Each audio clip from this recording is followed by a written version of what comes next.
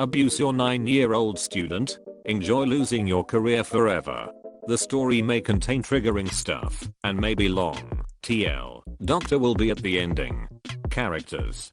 Teacher, Richard. Counselor, Karen. Me, Mom and my friend, Cedric. All the names are fake, of course. This story starts when I was in the 3rd grade elementary school, 17 years ago. As a side note, I have mild Asperger's syndrome, which was undiagnosed for 17 years, which probably was the reason that I was a prime target for bullying. Back in 2002, I went from a really bad neighborhood to a much better one. At least, at first it was like that.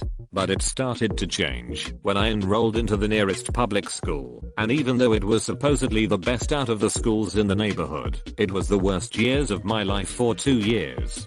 I was given to this male teacher, Richard, who was my mom's friend's brother, and the woman said that he was well aware of my habits and issues. I usually had to go to psychiatrist after psychiatrist to find out what the hell was wrong with me, who could understand nothing, and he would take good care of me.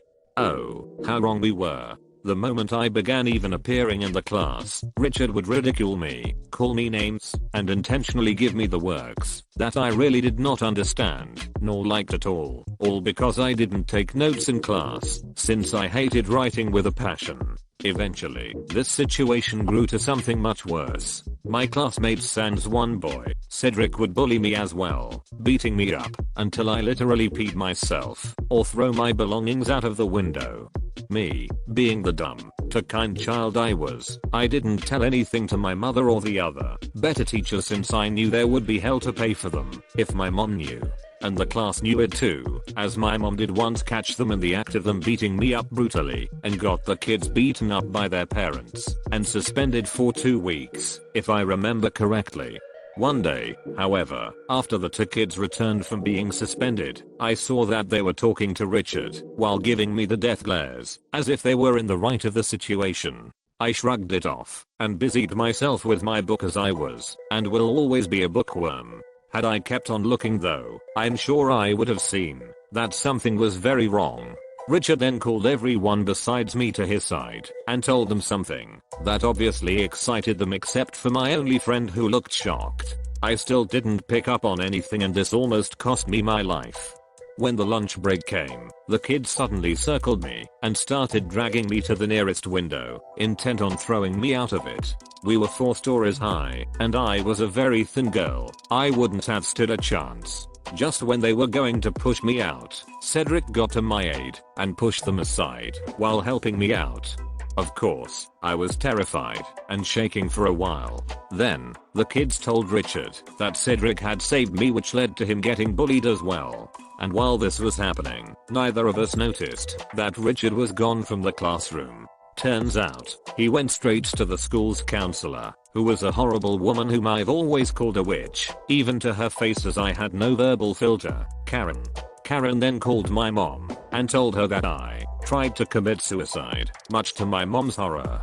She immediately ran to the school, and I was called down as well, so that I could explain myself. But thankfully, after I tried to tell my mom about what had happened and literally got brushed off by Karen and Richard, Cedric confirmed my story, looking pissed off and a bit scary even as a 9-year-old. That got my mom pissed. She swore that she would end these 2 people's careers if it was the last thing she did. But I still tried to get my mom to drop the subject, since in my childish mind, there was nothing wrong anymore. But she did no such thing. Instead, she secretly documented every single bruise I had, along with the words of my friend about the bullying we both now got. Then came the 2nd year and nothing had changed. In fact, everything got even worse. The kids still tried hard to keep me from getting help and to erase me, as one of them put it. But Cedric wouldn't leave me alone with them, even though it made him the class pariah. His grades even dropped far below average because he was helping the insane little girl. I felt awful about this, but his parents, bless their souls, understood what had been happening and were willing to help us, but my mom rejected it. She had a plan. Then, the last homework Richard gave us came. It was to write what we felt about our teacher, and I was eager to show that, even after everything he'd done and said to me, there were no hard feelings for him within me. I got a big cardboard and wrote with big colorful letters, "I love you, my teacher." We say it like that in here and carried it to the school the next day. And then the crap hit the fan. When Richard saw what I'd written, he immediately went to Karen and told her to get my mom to school and get me expelled. The reason? I was apparently trying to ruin his marriage by telling him that I loved him. I was 10 years old at that point and had no feelings like that for him in the slightest. When my mom came and learned that they were trying to expel me, I'll never forget the conversation that took place. "Mom, so why are you trying to expel my daughter?"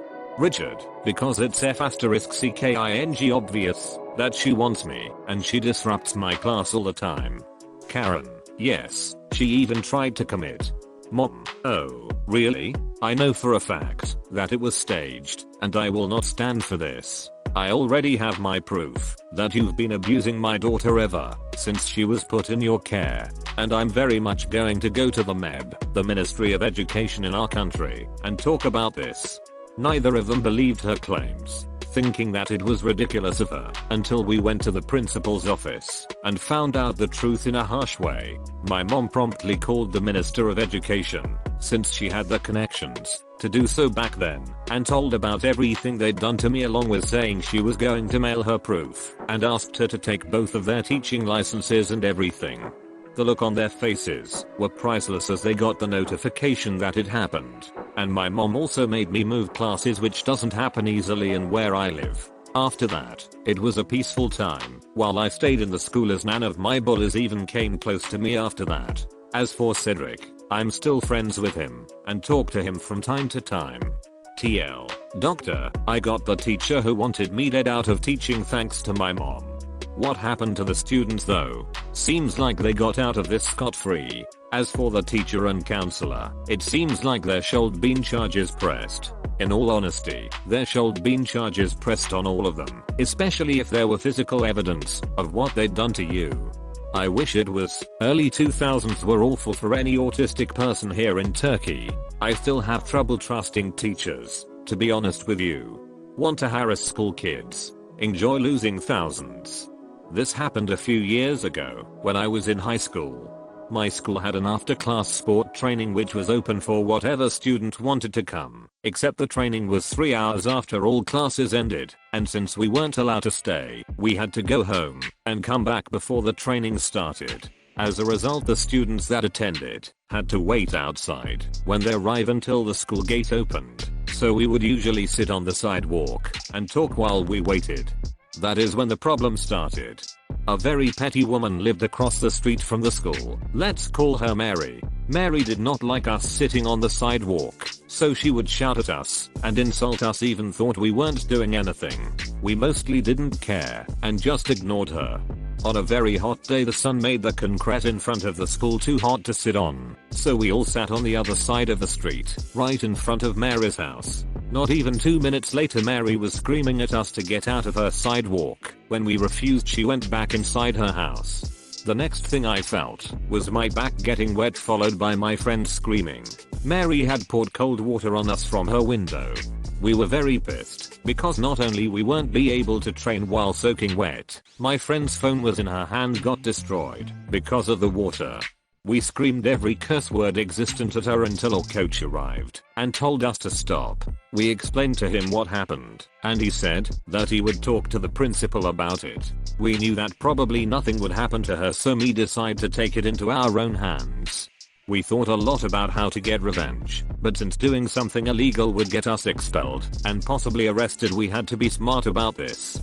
My friend noticed that Mary's sidewalk was very narrow, and since a year back we made a research about wheelchair accessibility, we knew that it was against the law. That is when the revenge comes in. Before starting, we measured Mary's sidewalk, and it was about 90 centimeters. The minimum by law was 150 centimeters. Perfect. With that knowledge, my friend and I went to the Department of Infrastructure in town and reported Mary's house. Just to be sure, we asked what exactly would happen if she was breaking the law. The penalty was $500 per square meter, not in compliance per month counting the day she was notified. The penalty would double after 12 months. Since the government doesn't lose an opportunity To make money we knew that all we had to do now was wait. Just for fun we also measured the length of the house, and it was about 500 centimeters. We did the math, and it would cost her about $1,500 every single month until she took the entire front of her house down and rebuilt it further back, which would also be very expensive. Lo and behold, 3 months later there were workers destroying the front of the house. The best part is that she has no idea of who it was. TL. Doctor, woman throws water at students and has to pay thousands to the government and rebuild her house. Edit. At the request of another user, here is a link in case you don't believe that is a real law. The article is in Portuguese, since I'm from Brazil, so you will need Google Translate in case you really want to read it. Just point Brit link. The best part is she has no idea who it was. Bro, that was the worst part. I will rub it in her face. Sometimes being a ghost is funnier. So where are you from? Where I'm, sidewalks are built, retrofitted, and maintained by local government. Private paths don't have to be ADA compliant. Requiring a private path to be 5 feet wide is silly. South America. The sidewalks are responsibility of the property owner. They even have to pay for any injuries caused by lack of maintenance.